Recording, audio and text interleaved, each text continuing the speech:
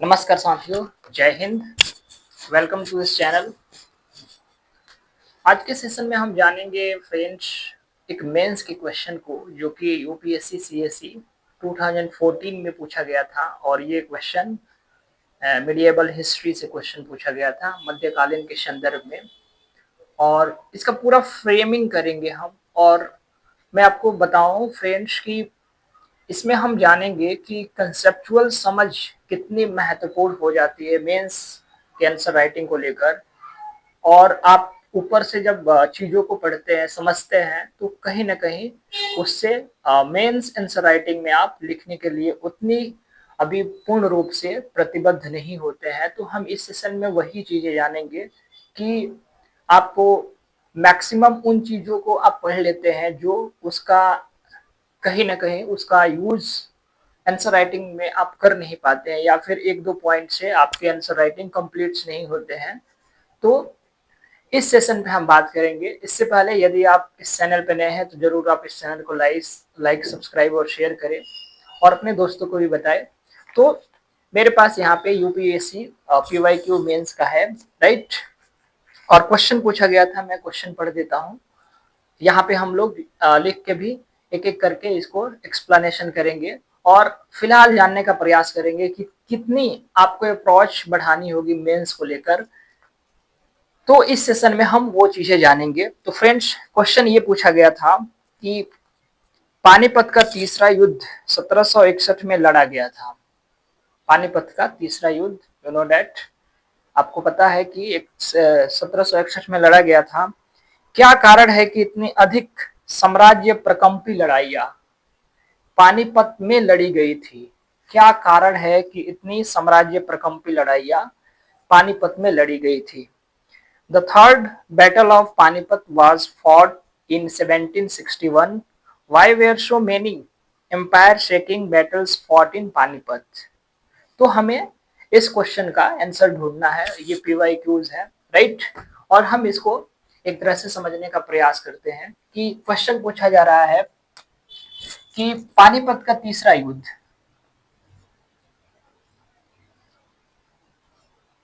पानीपत का तीसरा युद्ध,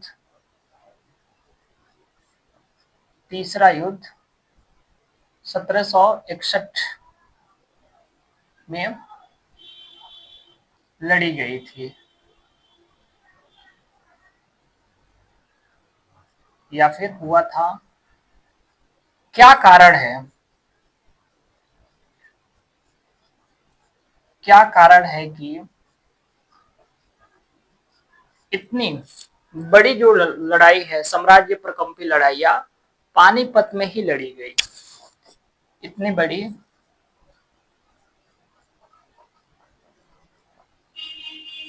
साम्राज्य प्रकंपी लड़ाइयां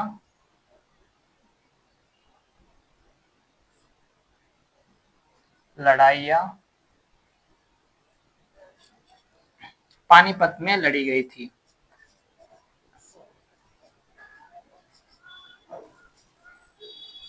लड़ी गई थी। बहुत एक तरह से क्वेश्चन को जब आप देखेंगे तो क्वेश्चन का आप एक तरह से एक दो बार क्वेश्चन को पढ़ने का आप प्रयास करेंगे। जब भी आपके सामने मेंस की क्वेश्चन है तो उसको दो तीन बार पढ़ना चाहिए और फ्रेमिंग करना चाहिए।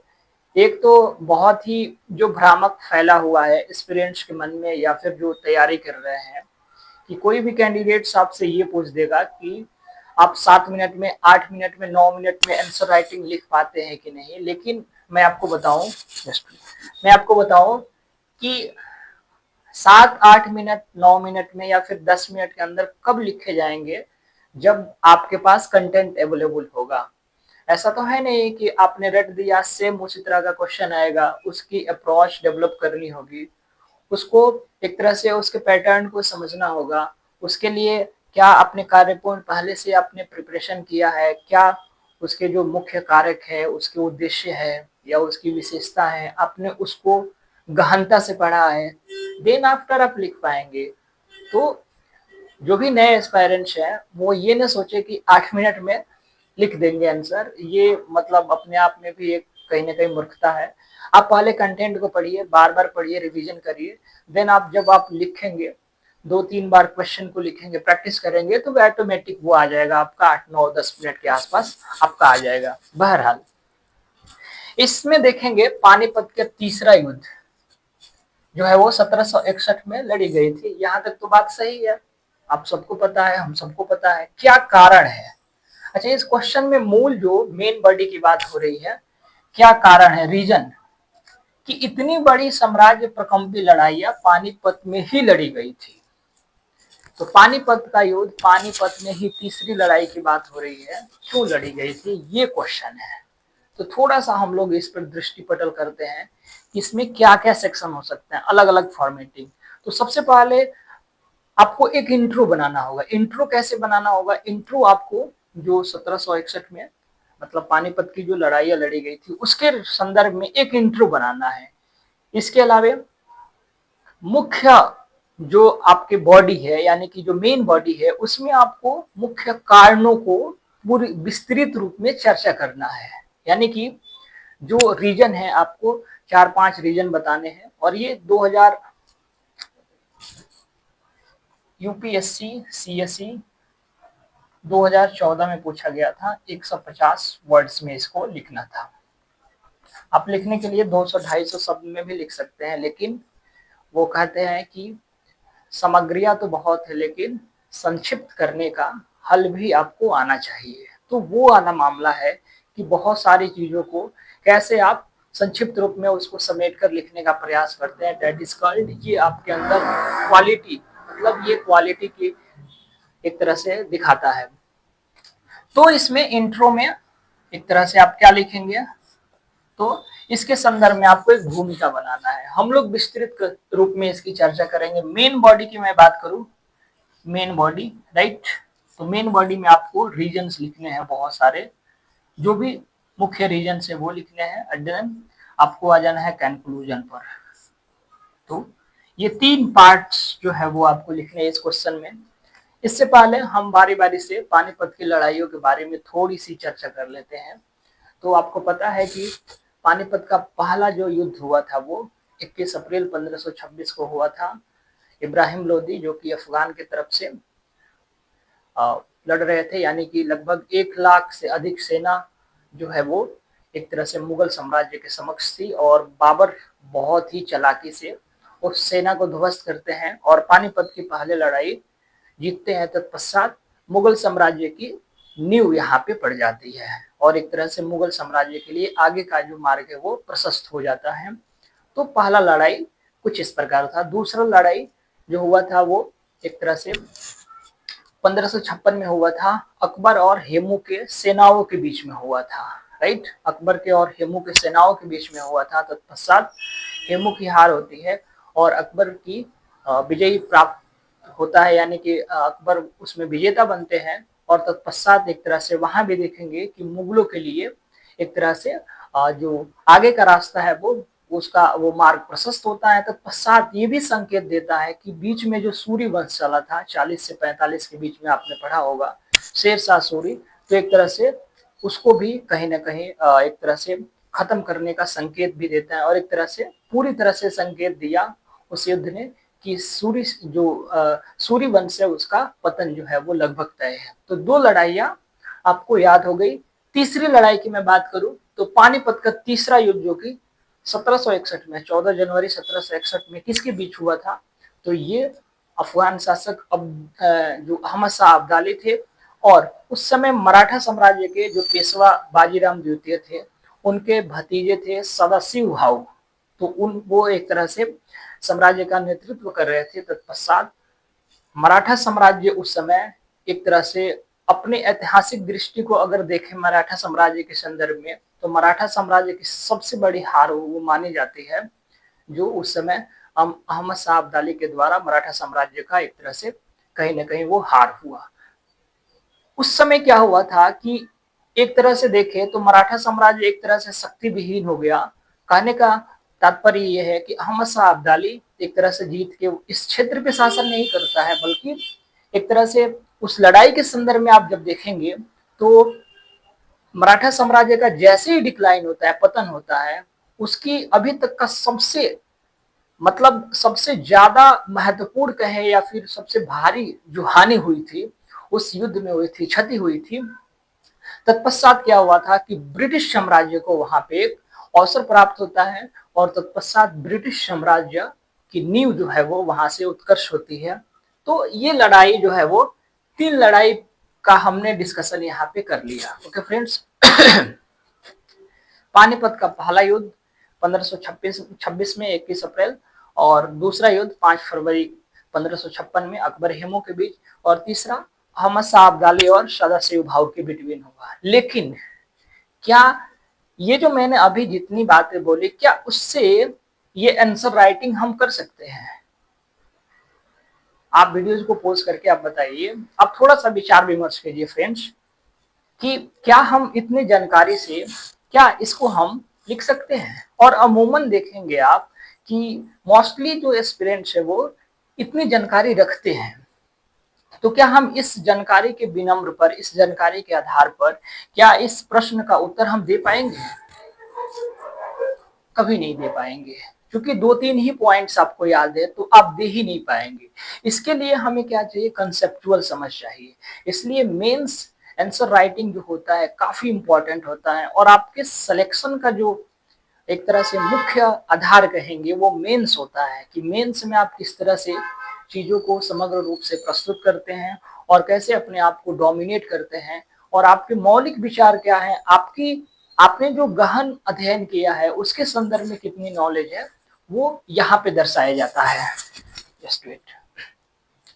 तो बहरहाल हमें ज्यादा उस पर ये नहीं करना है, असमंजस में नहीं रहना है कि क्या होगा आंसर। हम इसको डिटेल्स में यहाँ पे अभी इसको एक्सप्लेन करेंगे और बारी बारी से समझने का प्रयास करेंगे, और आप भी इस तरह से ही आप जब इंटीग्रेट स्टडी करेंगे तो फिर आपको समझ में आने लगेगा कि किस तरह से इंट्रो लिखा जाएगा, किस तरह से मेन बॉडी और किस तरह से कंक्लूजन लिखा जाएगा। ओके फ्रेंड्स, आप जरूर वीडियोस को लाइक, सब्सक्राइब और शेयर करते रहिए। तो इंट्रो में क्या लिखना है? तो सबसे पहले एक इंट्रो बनाते हैं। तो आप सबसे पहले इंट्रो क्या बनाएंगे कि पानीपत का युद्ध भारतीय ऐतिहासिक दृष्टि से एक महत्वपूर्ण मोड़ था, जब अफगान शासक अहमद शाह अब्दाली एवं सदाशिव भाऊ के बीच यह युद्ध लड़ा गया, जिसके संदर्भ में एक तरह से मराठा साम्राज्य शक्ति विहीन हो गया। तत्पश्चात वहीं अहमद शाह अब्दाली की विजय प्राप्त हुई, यानी कि उसने उस युद्ध को जीत लिया, एवं वहीं ब्रिटिश साम्राज्य की वहां से एक तरह से नींव यानी कि उत्कर्ष शुरू हो गई। तत्पश्चात देखेंगे कि यही कारण है कि पानीपत का युद्ध जो है वो अलग अलग कालक्रम में जो है वो प्रमुख अपना स्थान रहा। आप वहां पे डेट को दिखा सकते हैं। एक तो इंट्रो ये बना सकते हैं, दूसरा इंट्रो ये बना सकते हैं कि पानीपत का युद्ध 1761 में लड़ा गया। किसके बीच लड़ा गया आप दिखा सकते हैं। इसके पश्चात आप दिखा सकते हैं वहां पे कि पानीपत की जो लड़ाई है, युद्ध है, वो उसके जो उद्देश्य है, उसके जो महत्व है, वो अपने आप में एक तरह से शक्ति का ऐतिहासिक केंद्र हुआ करता था, जिसके संदर्भ में दो जैसे अफगान और मराठाओं के बीच में बहुत ही संघर्ष हुआ, जिसके पश्चात एक तरह से मराठा की हार हुई और तत्पश्चात वहां से ब्रिटिश साम्राज्य का उत्पत्ति की नींव पड़ी। तो आप ये भी यहाँ पे दिखा सकते हैं। तो आप मल्टीपल इंट्रो लिख सकते हैं, लेकिन उससे भटकाव नहीं होना चाहिए। आपको वही चीजें लिखना है। अलग अलग पानीपत का युद्ध हुआ तो उसके उद्देश्य, उसके महत्व, अपनी उसकी विशेषताएं थी, जो अलग अलग कलानुक्रम में अलग अलग समय पे पानीपत में युद्ध हुआ था। तो आप इंट्रो में फ्रेंड्स आप ये दिखा सकते हैं पानीपत के युद्ध को। मेन आते हैं हम, मुझे डिस्कशन करना है मेन बॉडी में मुख्य रीजंस क्या है। तो आप ध्यान पूर्वक सुनिएगा जो मैं बातें बता रहा हूँ, क्योंकि बोर्ड इतना बड़ा नहीं है कि मैं एक एक पॉइंट्स को लिख पाऊंगा। तो आप मेरी बातों को ध्यान से सुनेंगे तो आपको समझ में आने लगेगा, या फिर मैं लिख देता हूँ। अगर पहला हम भौगोलिक बात करें, अगर मेन बॉडी की रीजन की, तो एक तो हम कह सकते हैं कि संसाधनों की अधिकता। संसाधनों की अधिकता। पहले हम इस पे डिस्कशन कर लेते हैं। जो रिसोर्सेस था, संसाधन था, उसकी अधिकता क्यों थी, कैसे थी। आपको पता है, जब आप भारत का जब एक बार आप नक्शा देखते हैं, जब आप देखेंगे नक्शा, तो पानीपत यानी कि हरियाणा का ये क्षेत्र पड़ता था। और उस समय देखेंगे आप कि ये जो क्षेत्र पड़ता है वो एक तरह से सिंधु द्वाब और गंगा द्वाब के बिटवीन में पड़ता है, यानी कि दोनों के क्षेत्र के बीच में पड़ता है, जिससे वहाँ की जो कृषि उत्पादकता है, वहाँ की जो उपज है, वहाँ की जो प्रोडक्टिविटी है, वो काफी मात्रा में होती थी। और एक तरह से संसाधनों की महत्ता को लेकर ये जो क्षेत्र था वो काफी समृद्ध था। अर्थात कह सकते हैं कि यहाँ पे कोई भी अगर शासन प्रणाली यहाँ पे अगर जा रही है तो उसका एक तरह से संसाधनों की आपूर्ति जो है वो एक तरह से बृहद मात्रा में होगी। तो आप एक तो संसाधनों की अधिकता दिखा सकते हैं, दूसरा आप दिखा सकते हैं मानसून का प्रतिकूल प्रभाव। मानसून का प्रतिकूल प्रभाव, मानसून का प्रतिकूल प्रभाव इसलिए है क्योंकि ये तटीय क्षेत्र में नहीं पड़ता था। और अर्थात आप देखेंगे कि मानसून का प्रतिकूल प्रभाव कहने का तात्पर्य ये हुआ कि मानसून जब भी आता था तो इस क्षेत्र को एक तरह से प्रभावित कम करता था, नगण्य करता था, जिससे कि कृषि और उसकी जो उत्पादकता है, वहाँ की जो समृद्धि है, वो एक तरह से हमेशा जो है वो अपना महत्व बनाए रखता था। अर्थात कह सकते हैं कि मानसून का वहां पे प्रतिकूल प्रभाव देखने को मिलता था। तो ये दूसरा रीजन आप लिख सकते हैं। तीसरा रीजन की मैं बात करूं तो भौगोलिक स्थिति। भौगोलिक स्थिति, भौगोलिक स्थिति कहने का तात्पर्य ये हुआ कि पानीपत जो है वो एक तरह से आप देखेंगे कि वहां पे नियर में एक तरह से ग्रैंड ट्रंक रोड हुआ करता था। थोड़ा सा ग्रैंड ट्रंक रोड के बारे में हम डिटेल्स में जान लेते हैं कि मौर्य वंश के संदर्भ में देखेंगे तो चंद्रगुप्त के समय में एक तरह से इसकी नींव पड़ती है, जिस समय उसका नाम उत्तरापथ हुआ करता था। लेकिन 16वीं सदी में आप देखेंगे कि शेर शाह सूरी के संदर्भ में एक तरह से इसका पुनः निर्माण होता है और इसका विस्तार होता है। इसमें बीच बीच में जो है वो एक तरह से सराय का निर्माण शेर शाह सूरी द्वारा होता है, अर्थात इसको सड़क मार्ग या सड़क आजम मार्ग के नाम से जाना जाता है। तो पश्चात आप देखेंगे कि मुगलों ने भी एक तरह से इसका नाम जो है सड़क आजम रखा था, खासकर इसकी जो चौड़ाई है, उसकी जो समृद्धि है उसको। तो ये जो क्षेत्र हुआ करता था ग्रैंड ट्रंक रोड, एक तरह से आप चंद्रगुप्त के समय देखेंगे तो कंधार का क्षेत्र पूरा जो है वो मिडिल मतलब अफगानिस्तान के हिस्से तक जाता था। तो एक तरह से देखेंगे कि ये भारतीय दृष्टिकोण से देखेंगे तो भारत के साथ साथ जो उपमहाद्वीप क्षेत्र है वहां तक ये जोड़ता था। तो जो क्षेत्र है यानी कि जो परिवहन है या फिर माल का आवाजाही है, उसके संदर्भ में देखेंगे तो सैन्य दृष्टि से जो सामान आएंगे जाएंगे उसकी दृष्टि से काफी ये इम्पोर्टेंट होता था। तो कह सकते हैं कि भौगोलिक स्थिति जो है वो एक तरह से ग्रैंड ट्रंक रोड को लेकर खासकर बहुत इंपॉर्टेंट था। तो भौगोलिक स्थिति एक रीजन ये भी हो सकता है। तीसरा, चौथा रीजन क्या हो सकता है, दिल्ली से निकटता। दिल्ली से निकटता, दिल्ली से निकटता। आपको पता है कि दिल्ली के निकट, जैसे दिल्ली पे बहुत सारे ऐतिहासिक वंशों ने एक तरह से शासन प्रणाली को अंजाम दिया, और कोई भी वंश ये चाहता था कि जो शासन का जो एक तरह से केंद्रीकृत जो क्षेत्र है उसके समीप में अगर किसी तरह का प्रभुत्व मिलता है तो वो एक तरह से हमारी शासन व्यवस्था के लिए बहुत ही महत्वपूर्ण स्थान, महत्वपूर्ण योगदान रखता है। तो इसके संदर्भ में कह सकते हैं कि दिल्ली से निकट जो ये क्षेत्र था तो वहां पे शासन प्रणाली को लेकर एक तरह से कह सकते हैं कि वो भी एक मुख्य रीजन था जो इस क्षेत्र को कहीं ना कहीं एक रूप से बांधता था। और दिल्ली का इतिहास आपको पता है कि दिल्ली पे अनेक शासकों ने एक तरह से यहाँ पे अपने शासन प्रणाली को चलाया था। अर्थात कह सकते हैं कि ये जो रीजन है दिल्ली से निकटता का, ये शासन प्रणाली को लेकर काफी महत्वपूर्ण योगदान निभाता था। तो आप ये भी यहाँ पे दिखा सकते हैं। तो आप 4-5 पॉइंट्स को फ्रेंड्स जब आप एलोबरेट करेंगे, इसको विस्तृत रूप में लिखेंगे तो डेफिनेटली आपके 150 वर्ड्स हो जाएंगे। राइट।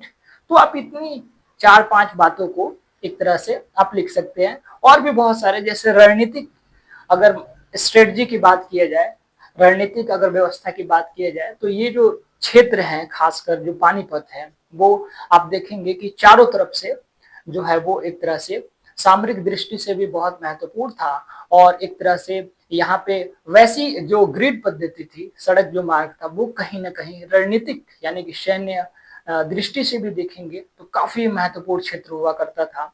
और उपजाऊ भूमि के साथ साथ यहाँ की जो कृषि उत्पादकता है वो तो महत्वपूर्ण था ही। तो आप 4-5 पॉइंट्स को यहाँ पे दिखा सकते हैं। संसाधनों का अधिकता, मानसून का प्रतिकूल प्रभाव, भौगोलिक स्थिति, दिल्ली से निकटता और रणनीतिक स्थिति को आप दिखा सकते हैं। तो ये 5 पॉइंट्स आप यहाँ पे दिखा सकते हैं। अब आते हैं कंक्लूजन पे। तो कंक्लूजन में आपको फ्रेंड्स क्या लिखना है कि ये जो मेन जो कारणों का संयोजन है वो एक तरह से देखेंगे कि कहीं ना कहीं राजनीतिक जो परिदृश्य है उसके संदर्भ में देखेंगे, या फिर कहेंगे कि वो सामरिक दृष्टि से या फिर कृषि उत्पादकता को लेकर इतना महत्वपूर्ण था कि वहां पे एक तरह से लड़ाइयाँ जो है वो विभिन्न कालानुक्रम के संदर्भ में वहां पे लड़ा गया था। तो आप इस तरह से कंक्लूजन को दिखा सकते हैं। बट मेन बॉडीज जो है वो वेरी इंपॉर्टेंट है। मेन बॉडीज इंट्रो और फिर आपके कंक्लूजन आते हैं। तो आपको फ्रेंड्स ये पता चल गया होगा कि प्रीलिम्स का जो स्टडी होता है और मेंस का स्टडी होता है, यदि आप इंटीग्रेट करके पढ़ेंगे तो आप आंसर राइटिंग जब भी करते हैं तो आपको वहां पे बहुत हेल्पफुल मिलेगा। लेकिन आप जब विषय को गहनता से ना लेकर आप ऊपर ऊपर से जब आप पढ़ेंगे तो वो कहीं ना कहीं आपको बहुत ही डिफिकल्टी देगा। और जब आप खासकर मेंस के पड़ाव पे आएंगे तो वहां पे बहुत ही कठिनाई का सामना करना पड़ेगा। तो फ्रेंड्स, जब भी आप स्टडी करें तो एनसीईआरटी को अपना बेस बनाएं और एनसीईआरटी को बार बार रिवीजन करें और पढ़े, उसको मल्टीपल टाइम्स रिवीजन करें और उसके जो संदर्भ है, उसके जो प्रसंग है उसको देखने का आप प्रयास करें। मैं आशा करता हूं कि आपको ये क्वेश्चन समझ में आया होगा। आप ऐसे ही क्वेश्चन को, प्रीवियस ईयर क्वेश्चन को आप जो है वो उसका फॉर्मेटिंग करें और बनाने का प्रयास करें। ओके फ्रेंड्स, और आपको पता है नो डैट कि आज शिक्षक दिवस है, तो शिक्षक दिवस की अशेष शुभकामनाएं। जिनसे आप जो भी सीखते हैं वो वस्तु निर्जीव हो सकती है, वो सजीव हो सकता है जिससे आप सीखते हैं।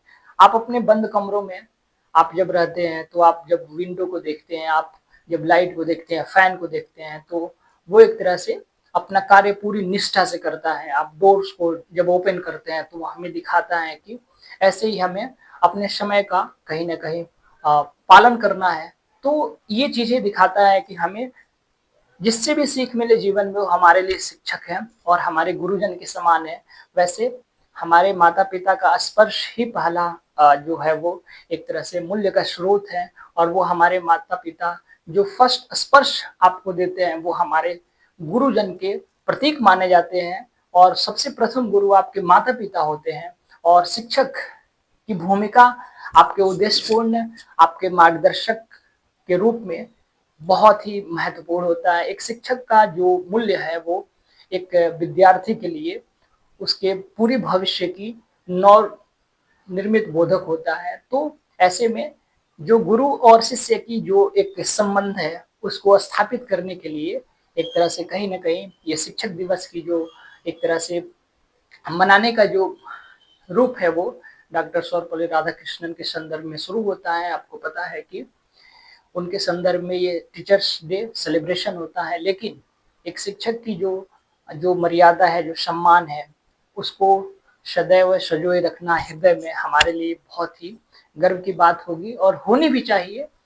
दोबारा शिक्षक दिवस की अशेष शुभकामनाएं, हृदय आभार। और जिनसे मैंने सीखा, जिनसे आपने सीखा, आज वो दिन है कि आप उन शिक्षाओं को और उनकी दी हुई सौगात को आप दूसरों तक जरूर पहुंचाए। और फिर शिक्षक के रूप में आपको किसी को भी आप एक तरह से मान सकते हैं, चाहे वो आपसे बड़ा हो या फिर आपसे छोटा व्यक्ति हो। जिससे भी हम सीख लेते हैं वो एक तरह से हमारे गुरुजन के रूप में होते हैं। प्राचीन काल पे थोड़ी सी दृष्टि करें तो एकलव्य जैसे तो हम नहीं बन सकते, लेकिन एकलव्य की गुण को, उनके मार्ग को जरूर प्रशस्त कर सकते हैं। एकलव्य की मैं घटना आपको सामने प्रस्तुत कर रहा हूँ कि महाभारत का एक प्रसंग है। आपने यदि देखा होगा तो सूर्यपुत्र कर्ण और एकलव्य को एक तरह से काफी अस्पृश्य रूप में देखा गया है। खासकर मैंने जो पढ़ा है, मैंने देखा है, मैं उसके संदर्भ में आपसे बातें करूंगा। उस पर ही मैं संवाद करना अच्छा समझता हूँ। तो उसमें एक तरह से कि गुरु गुरु जो द्रोणाचार्य है वो केवल ब्राह्मणों को शिक्षा देते हैं। अर्थात जब आप जीवनी पर एक बार दृष्टिपटल करेंगे तो आपको पता चलेगा कि कर्ण जो है वो एक तरह से अछूत के रूप में माने जाते थे और उन्हें बहुत एक तरह से बहुत ही दुखों का जो है वो सामना करना पड़ा।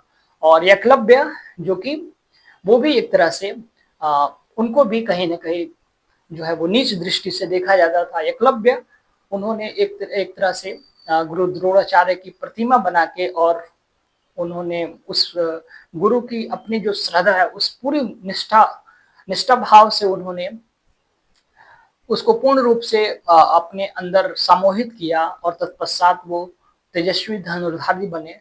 और उस तत्पश्चात जैसे ही गुरु द्रोणाचार्य को यह पता चला तो उन्होंने गुरु दक्षा के रूप में गुरु एकलव्य से उन्होंने अंगूठे को जो है वो मांग लिया और उन्होंने बेहिचक अंगूठे को दे दिया। तो वैसा शिष्य और गुरु का एक अलग संबंध है जो वर्तमान संदर्भ में तो नहीं है, लेकिन वो हमें शिक्षित करता है कि हमें अपने गुरु के प्रति सदैव सम्मान करना चाहिए और उनकी जो सौगात है वो हमेशा हृदय में संजोए रखना चाहिए। जैसे आप सूर्यपुत्र कर्ण के बारे में सुनेंगे तो श्री परशुराम के बारे में आपको पता होगा कि उन्होंने एक तरह से ब्राह्मण का रूप लेके ब्राह्मण की जो वेशभूषा है वो बनाकर उन्होंने शिक्षा ग्रहण किया। लेकिन जैसे ही परशुराम को पता चला तो उन्होंने श्राप दिया था। तो ये अलग मुद्दा है, लेकिन एक गुरु के लिए एक शिष्य की जो महिमा है, उनकी जो मान सम्मान मर्यादा है वो सदैव जीवंत रहेगा।